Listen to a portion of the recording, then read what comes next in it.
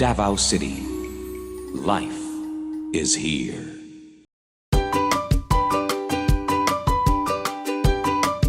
Kumusta na kamo mga bata? Ako di ay si Teacher Sheila, ang inyong makauban karong si Manaha. Hinaot nga anaa ka mo sa maayong kahintang, malipayon ug andam makakaton. Andam na ba mo? Maayo, kay andam na di ay mo. Balikan usab nato ang atong natun-an kadtong niaging semana. Nakahinumdum pa ba mo? Tama, may tungod kini sa mga komon nga tanom sa mga gulay o bulak. Aduna say parte ang mga tanom sama sa ugat, punuan, dahon o bunga. Karong sumanaha, tuna nato ang mahitungod sa mga tekstura. Nakaibaw ba mo sa mga tekstura? Adunay upat ka klase sa tekstura. Ang hamis, sapnot, humok, o gahion. Ang hamis ng mga butang o lagway sama sa plato, salamin, papel, ug mangga. Ang mga sapnot ng butang sama sa pisi, haloblak, hinason, silhig, ug kahoy. Ang mga humukon o humog nga butang sama sa tissue, stuffed toys, unlan, balahibo sa manok o langgam, tuwalya o gapas. Ang mga gahion nga butang sama sa bato, bagol, martilyo o helmet. Aduna ba ka mo'y hamis nga butang?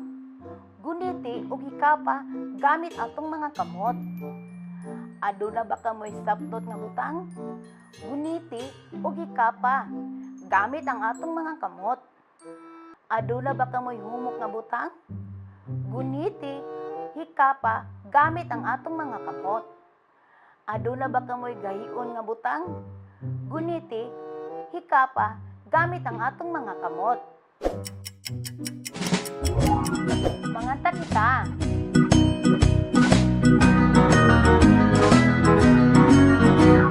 Ang M kay ang M kay dunay tingog ang letra. Ang M kay ang A kay A, ang A kay A. Dunay tingog ang letra. Ang A kay A, ang T kay ang T kay dunay tingog ang letra. Ang T kay ang Y kay ang Y kay dunay tingog ang letra. Ang Y kay ang O kay O, ang O kay O dunay tingog ang letra. Ang O kay O, ang S kay ang S kay dunay tingog ang letra. Ang S kay ang U kay U, ang U kay U dunay tingog ang letra. Ang U kay U, ang K kay K, ang K kay K dunay tingog ang letra. Ang K kay K, ang I kay I,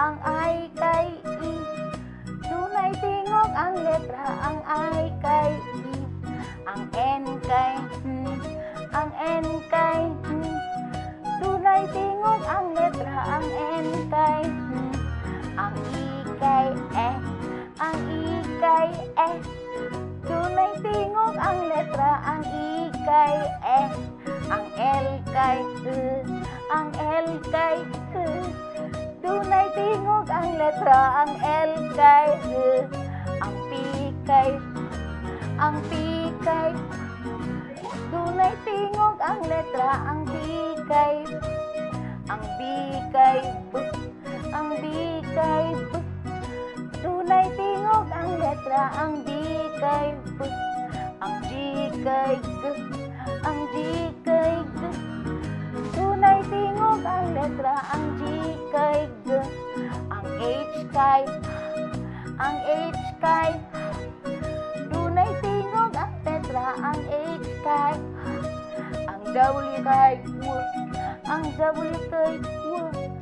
Dunay tingog ang letra, ang W kay W. Mao kadto ang mga letra nga inyong natun-an katong niaging semana. Karon, aduna na pud tay makatun-an nga bag-ong letra. Ang letrang R. Unsay ngalan nini? Tama, kini ang letrang R. Adunay dako nga letrang R o gamay nga letrang R. Dako nga R, gamay nga letrang R. Dako nga R, gamay nga R. Adunay tingog ang letrang R. Ang tingog niini kay R. Kamo daw bi? Maayo. Adunay mga butang o pulong nga nagsugod sa tingog nga R. Radyo. R. Radyo. Relo. R. Relo. Rabbit. R. Rabbit. Ruler. R. Ruler. Repolyo. R. Repolyo. Rambutan. R. Rambutan. Karon atong tun-an unsaon pagsulat sa dako o gamay nga letrang R. Sa inyong papel, linyang patindog, kurba, ug sandig. Usa pa, linyang patindog, kurba, ug sandig. Isulat na pud nato ang dako nga letra sa hangin. Linyang patindog, pakurba, sandig. Usa pa, linyang patindog, kurba, sandig.